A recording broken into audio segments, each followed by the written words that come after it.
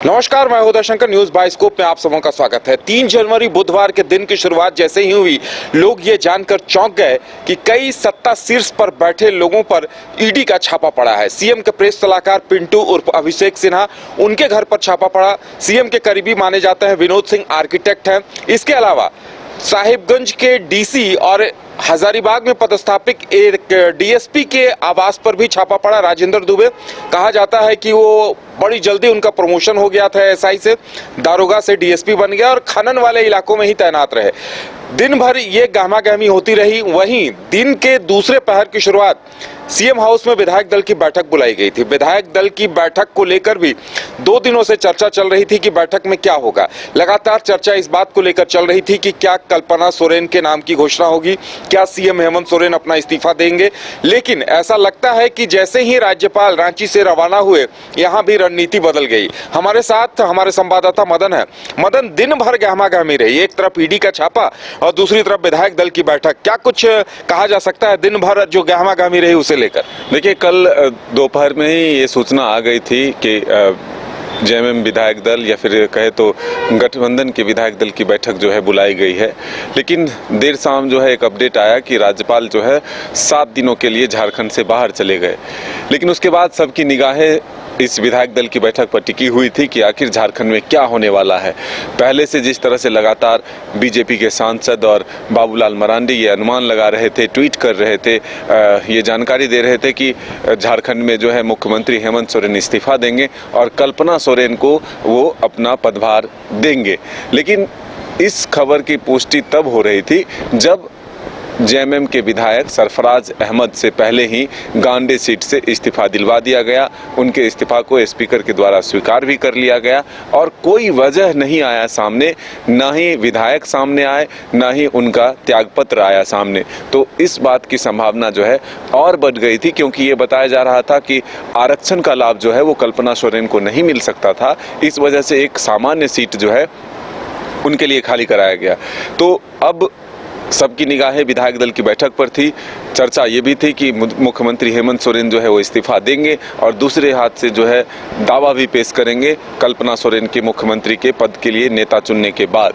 लेकिन इस सब के बीच जो ये अपडेट हुआ, राज्यपाल जो है बाहर गए।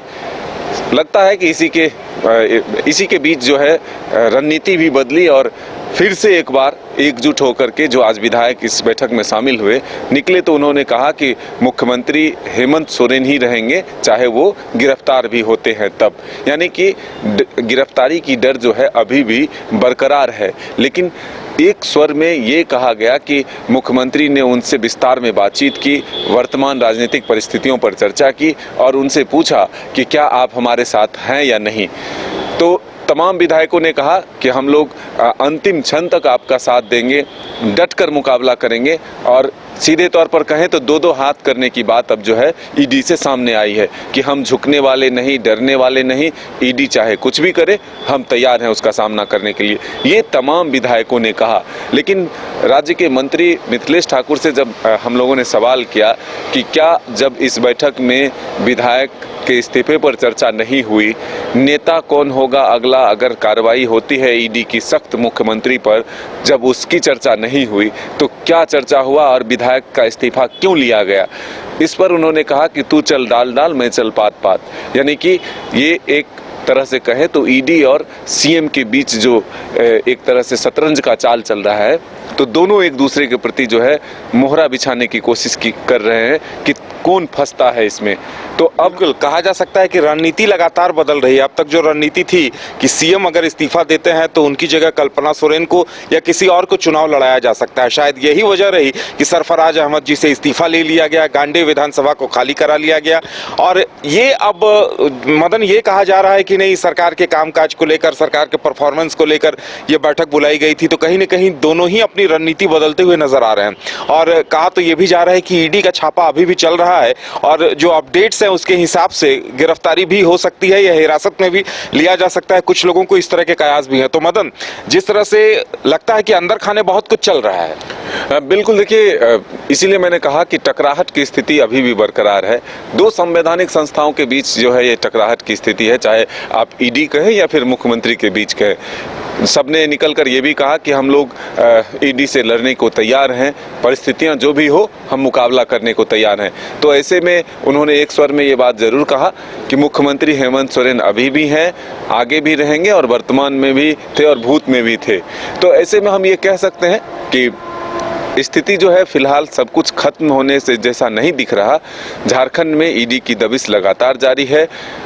मुख्यमंत्री के सबसे करीबी अभिषेक प्रसाद उर्फ पिंटू, जो मुख्यमंत्री के प्रेस सलाहकार भी है, उनके घर ईडी की कई घंटों से छापेमारी जारी है। तो ऐसे में हम कह सकते हैं कि अभी भी कई चीज़ें जो है बाकी है, कभी भी कुछ भी हो सकता है। तो इसलिए अभी ये कह पाना काफ़ी मुश्किल है कि इस बैठक के बाद जो तमाम विधायक और मंत्रियों ने जो कहा बस वही सही होगी। कहे कि कई और भी विषयों पर चर्चा हुई जो कि मीटिंग से बाहर फिलहाल नहीं आए हैं। बाद में धीरे धीरे वो चीजें सामने आएंगी तो वो भी हम अपने दर्शकों तक जरूर पहुंचाएंगे। बिल्कुल, कहा जा सकता है कि विधायक दल की बैठक से पहले लगता है इस बात का अंदाजा नहीं था कि ईडी इतना हार्ड एक्शन ले सकती है। ईडी को इनपुट्स मिले थे, उसके आधार पर पंकज मिश्रा के करीबी माने जाते हैं डीएसपी राजेंद्र दुबे, और कहा यह जाता है कि उन्हीं की पैरवी पर उनकी ऐसी जगहों पर पोस्टिंग रही कि वो लगातार खनन वाले इलाकों में ही तैनात रहे। उसी तरह से साहिबगंज के डीसी रामनिवास जी, उनके बारे भी कहा जाता है कि पंकज मिश्रा से उनकी साठगांठ रही। विजय भांसदा मामले में भी इन्वॉल्वमेंट रहा, और इसी तरह अभिषेक प्रसाद उर्फ पिंटू, पंकज मिश्रा मामले में उनसे पूछताछ हो चुकी है, और आर्किटेक्ट विनोद सिंह, ये सभी सीएम के करीबी माने जाते रहे हैं। और अब देखने वाली बात यह होगी कि ईडी का छापा खत्म होता है तो निकल कर क्या कुछ आता है। लेकिन इतना तय है कि ईडी का छापा खत्म होने के बाद होगा कुछ जरूर। हमें भी इंतजार इस बात का रहेगा, पल पल की अपडेट हम आप तक पहुंचाते रहेंगे। फिलहाल इतना ही, हमें दीजिए इजाजत और आप देखते रहिए न्यूज़ बाइस्कोप। नमस्कार।